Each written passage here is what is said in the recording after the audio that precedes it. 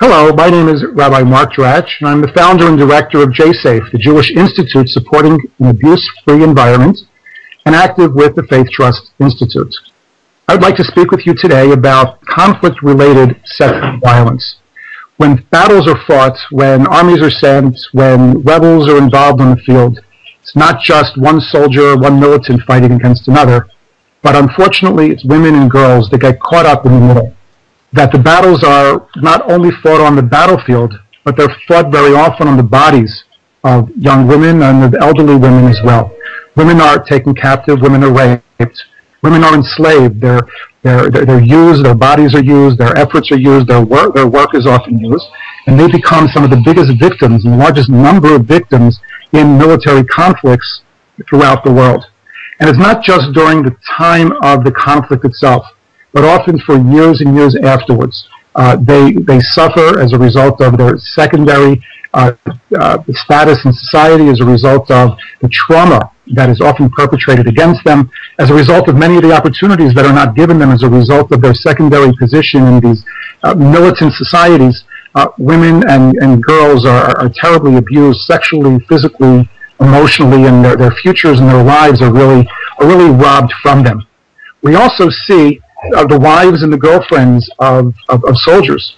Not only are they missing their spouse or their significant other when they're out and they're fighting, but in addition to that, when these men come home from battle and they're suffering the effects of PTSD, post-traumatic stress disorder, the rate of domestic violence and the rate of sexual violence is often elevated.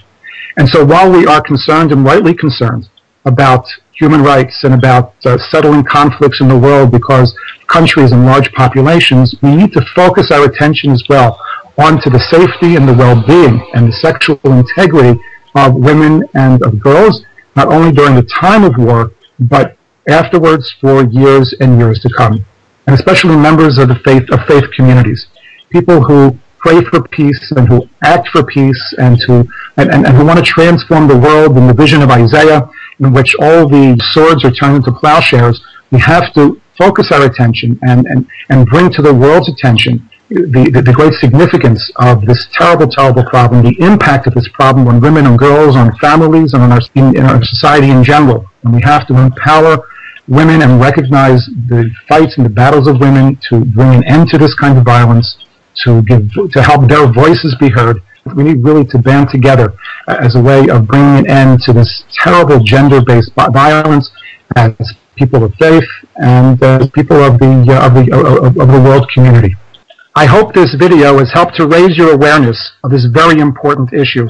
Please join us to help eradicate gender-based violence. Thank you very much.